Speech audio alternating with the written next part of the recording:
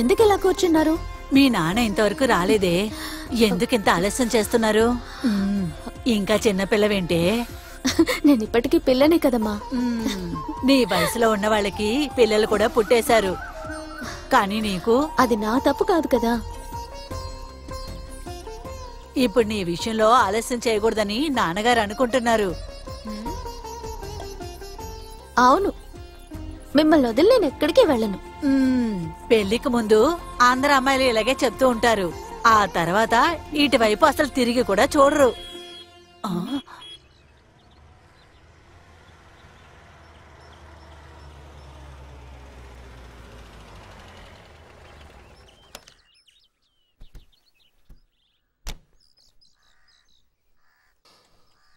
అబ్బా అబ్బా, ఎంత ఎండా! ఎందుకింత ఆలస్యమైంది? చెప్తాను, కంగారు పడకో. అంతా దేవుని దయ. దీనికి ఒక అబ్బాయిని చూశానని చెప్పాను కదా, కాస్త దూరమే.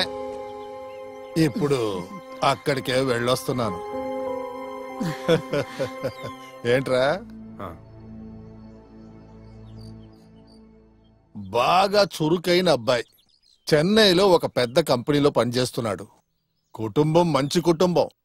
వాళ్ళంటే మన విజయవాడలో ఉన్న భాస్కర్ రావు మేనల్లుడికి బాగా దగ్గర సంబంధమే. వాళ్ళందరికీ అబ్బాయి బాగా తెలుసు.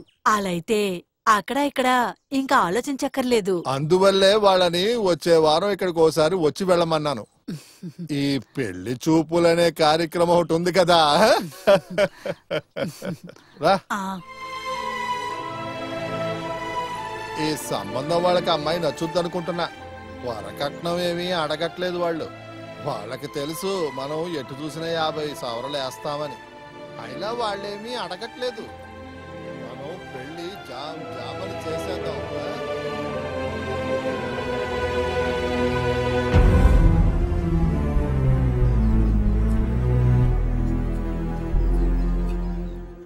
అలా అయితే త్వరలోనే రుక్మిణి పెళ్లి భోజనం తినచ్చా? పెళ్లి పూర్తయ్యేంత వరకు నీకు రెస్ట్ అనేదే ఉండదు కదా. చిన్న వయసులో మీ నాన్న చేయి పట్టుకుని ఇక్కడికి వచ్చావు కదా, అలాంటప్పుడు నువ్వు అన్ని దగ్గరుండి చూసుకోవాలి కదా. ఊరికే వాక్కుండా ఎక్కడి నుంచి వెళ్తావా? వీడితో ఏం చెప్పలేము, మాట్లాడలేము కూడా.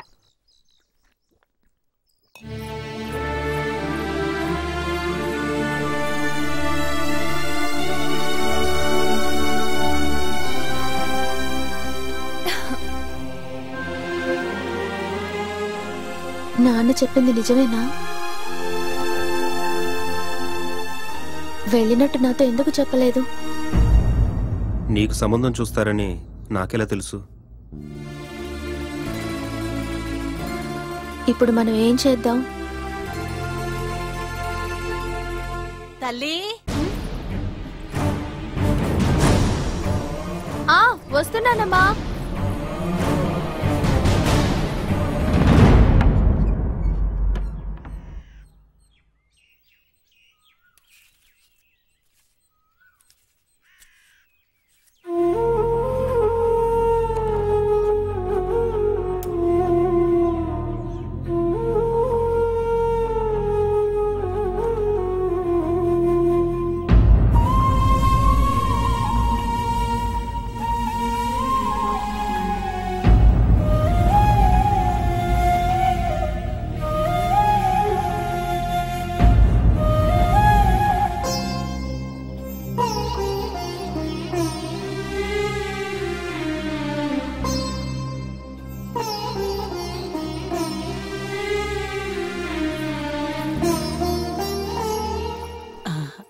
నాన్న చాలా సంతోషంగా ఉన్నారు. ఎలాగో మన అంతస్తుకు తగ్గిన అల్లుడు దొరికాడు. అన్ని పనులు సక్రమంగా చెయ్యాలి. ఈ ఇంట్లో పెళ్లి పందిరు రావాలంటే నీ పిల్లలు పెద్దవాళ్ళ కదా, అంతవరకు మేము ఉండాలి కదా.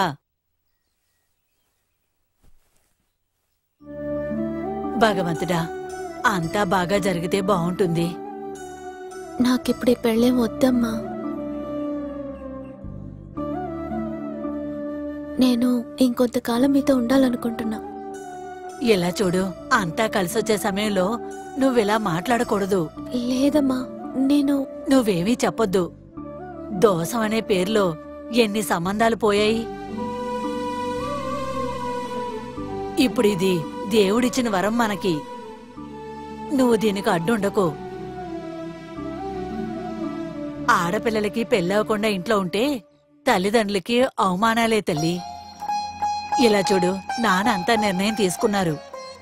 నువ్వు ఆయనకి ఎదురుగా ఏం మాట్లాడినా చేసినా సరే తర్వాత ఇంట్లో స్థానం అనేదే నీకుండదు.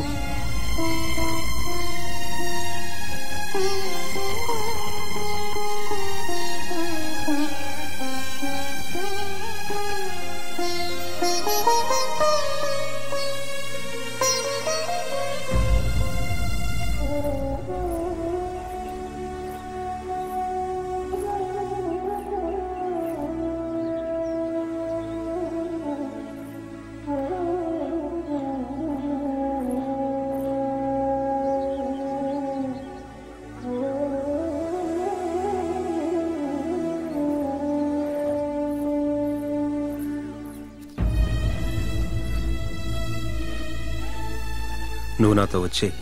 ఎక్కడికి? అది నాకు కూడా తెలీదు. నువ్వు నా పక్కనుంటే చాలు, మనం బ్రతకచ్చు. నా మీద నమ్మకం ఉంటే, నాపై నిజంగా ప్రేమ ఉంటే నువ్వు నాతో రా.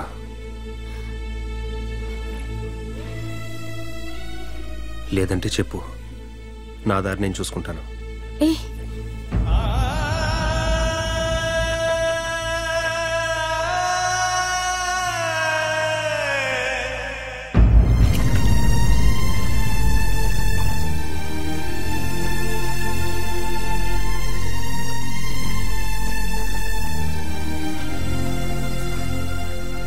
ఊరొచ్చేసింది.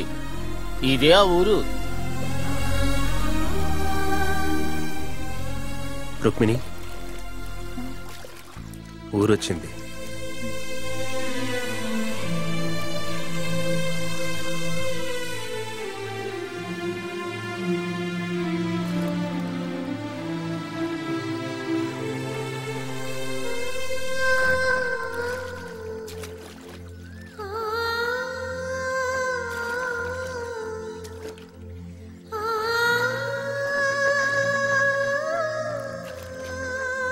పని కోసం వచ్చానని చెప్పారు కదా, ఇక్కడ సులభంగానే దొరుకుద్ది.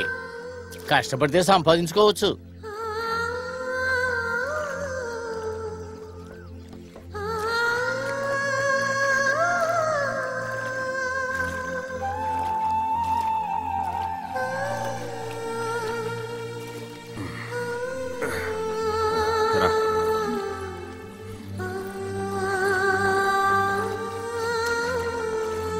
ఇదిగో. అరే పర్వాలేదండి. పర్వాలేదు, టీ దగ్గర కుంచుకో అంతే. ఇక్కడ ధనపాలయ్య గారని ఒక ఆయన ఉన్నారు. వడ్డీ వ్యాపారం చేస్తాడు, కానీ చాలా మంచోడు. మీరు వెళ్ళి ఆయన కలవండి, మీకు ఏదో ఒక పని ఆయన ఏర్పాటు చేస్తారు. మరి నేను వెళ్ళొస్తాను.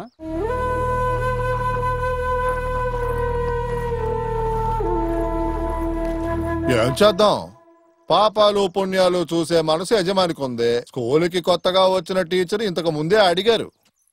ధనపాలు గారు చెప్పినందువల్లే మీకు ఇస్తున్నాను. ఇలా చూడండి, అద్దె నాకు సరిగ్గా వచ్చేయాలి. తప్పకుండా ఇస్తాను. నచ్చిందా? వసతులు కొద్దిగా తక్కువే, ఉన్నదే చాలు. బాబు, ఆ తాళ్లు కంపెనీ ఓనర్ని చూసామంటే నీకు ఉద్యోగం వస్తుంది.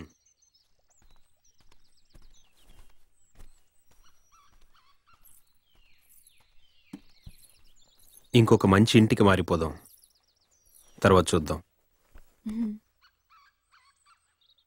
ఏదైనా ఒక పని దొరికే వరకు కాస్త సర్దుకోవాలి. ఇంటికి కావాల్సిన వస్తువులన్నీ కొనాలి కదా. నేను చెప్పింది విన్నావా? అందుకిప్పుడు ఏం చేయాలి? ప్రస్తుతానికి నీ దగ్గరున్న నగల్ని తాకట్టు పెడదాం. అందుకు నేను ఇంకేం తీసుకురాలేదే. తీసుకురాలేదా? వచ్చేటప్పుడు నేను మర్చిపోయాను.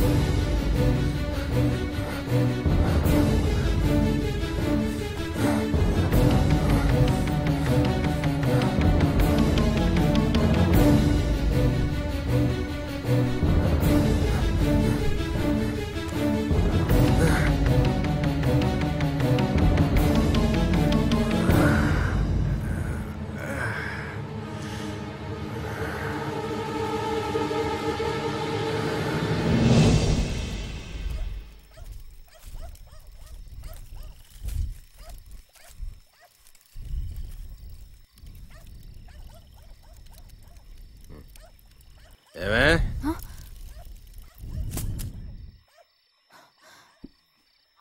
ఎవడి గురించే కళ్ళగంటున్నావు? ఏదైనా వండుంటే వడ్డించు.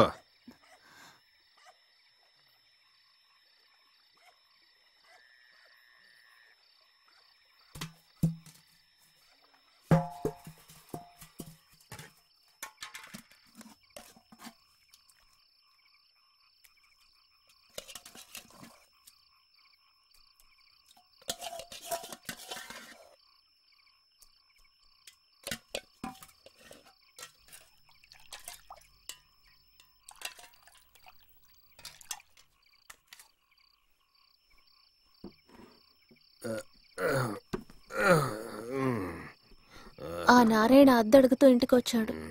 అడిగితే ఇచ్చుండొచ్చు కదా. నా దగ్గరుంటే ఇచ్చుండేదానిగా. ముందు ఇక్కడి నుంచి పోవే.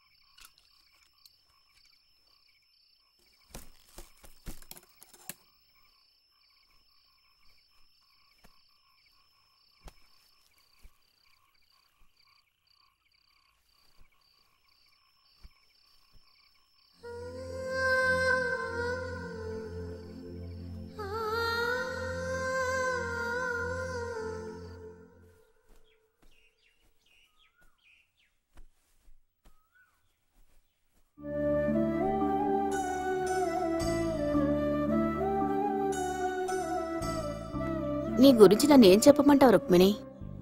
నీ వల్లే కదా అంతా ఓపిగ్గా జరుగుతోంది. నేనేం చేయనక్క. ఏదైనా పనుంటే ఆ ఇద్దరు పిల్లల ఆకలైనా తీర్చొచ్చు కదా. కానీ దానికి ఒప్పుకోనంటుంటే సడన్ గా కార్తీక్ ఎందుకు ఇలా మారిపోయో తెలియడం లేదు. కుటుంబము పిల్లలు అంటూ ఉంటే గొడవలు తగ్గుతాయంటారు. కానీ ఇప్పుడు నా సంగతే తీసుకో. బిడ్డలు లేకపోయినా ఎప్పుడు నన్ను ఆయన తక్కువ చేసి మాట్లాడలేదు. ఇవి కొంచెం పాతవే, కానీ ఇవి ఇంట్లో వేసుకోవచ్చు. నువ్వు భయపడకు, అన్నీ సర్దుకుంటాయి. నీ బిడ్డల వల్ల నీకు మంచి జరుగుతుంది.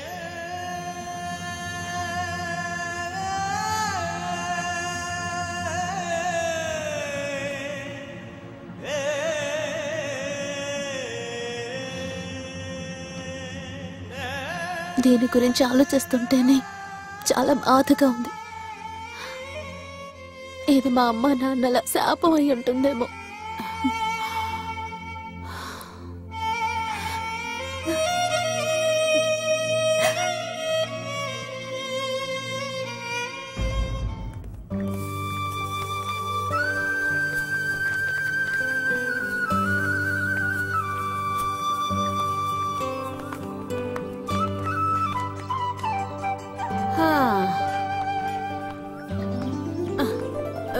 చాలు సరసక్క, ఇలా ఆకలితో ఉండి అయ్యగారికి మిగిలించాల్సిన అవసరం లేదు. ముందేదని తినొద్దారండి.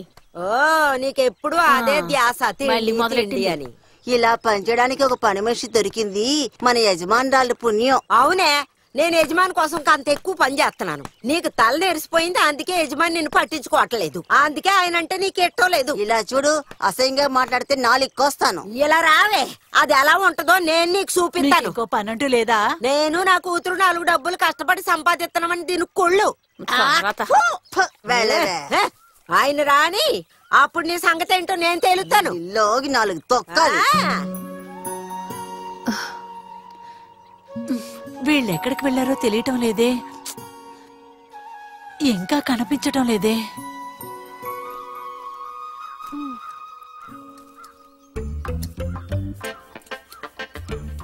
ఆహా, దేవి ఇక్కడ కూర్చుని తింటున్నావా? లేదు దాసు, నేను స్థానానికి వెళ్తాను. అలా ఒంటరిగా కూర్చుని తింటే ఏం బాగుంటది? నేను కూడా నీ కంపెనీకి వస్తానే. నువ్వెక్కడి నుంచి బయలుదేరు, నీకు అయ్యగారు మిగిల్చింది ఉంటుంది కదా. అయ్యగారికి నేనంటే చాలా ఇష్టం.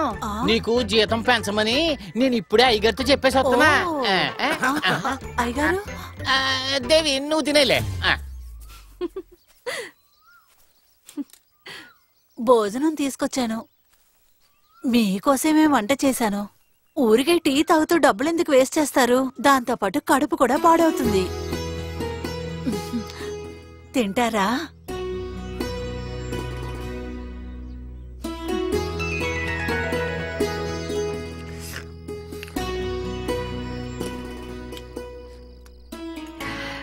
కూరలు మీకు నచ్చాయా? మరి నచ్చదా ఏంటి? వాళ్ళింట్లో ఇంత రుచిగా వంట చేసి పెట్టడానికి ఎవరున్నారు గనక? ఈ పేదింటికి వచ్చి నువ్వు కూర్చుని తింటున్నావు చూడు, నువ్వు నిజంగా మంచోడివి.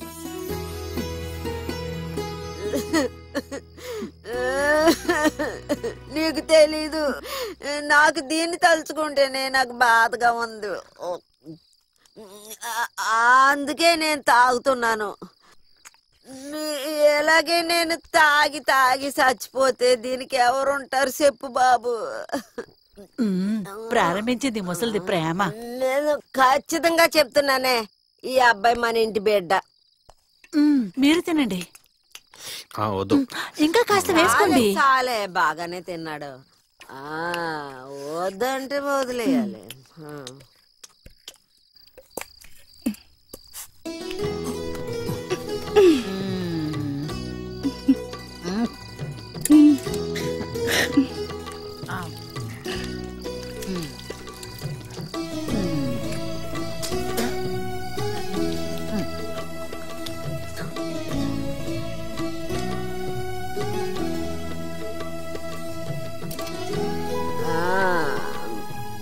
బాబు ఇంకో గ్లాస్ తాగుతావా? ఇదిగో తాగు. ఇదిగో, ఈ టైంలో బాబు వెళ్ళకూడదు, ఎందుకంటే దారి నిండా పాములు ఉంటాయి. తీసుకో. ప్రేమతో ఎత్తుంటే తీసుకో. ఇదెందుకు? తిన్నందుకు డబ్బులా? ఏంటి ఇలా మాట్లాడుతున్నావు? ఈయనేమో ప్రేమతో ఎత్తున్నారు ఏంటి బాబు? రేపు సారుకి ఏం చేయాలని ఆలోచించాను. ఇక్కడే ఉండనే ఉండు. వెళ్తున్నారా?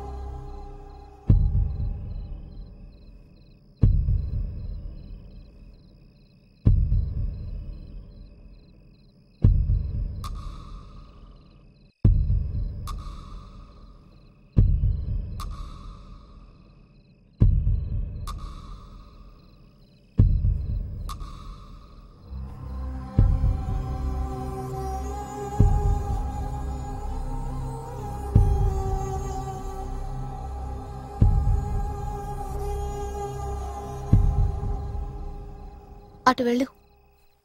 అలా వెళ్ళమంటుండే.